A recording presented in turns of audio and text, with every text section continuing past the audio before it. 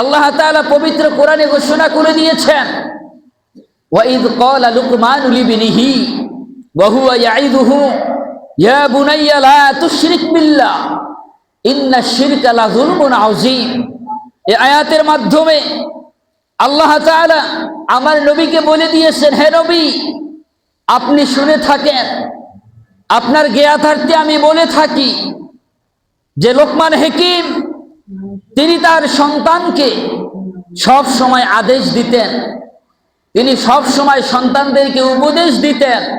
ওয়াইদ ক্বালা লুকমানু লিবনিহি ওয়া হুয়া ইয়াইদুহু ইয়া বুনাইয়া, হে আমার সন্তান, লা তুশরিক বিল্লাহ, তোমরা যাহাই করো না কেন আল্লাহ তাআলার সাথে, আল্লাহ তাআলার কাছে, আল্লাহ তাআলার ইশারায় কারো সাথে আল্লাহ তাআলার কাছে তোমরা শিরক করো না।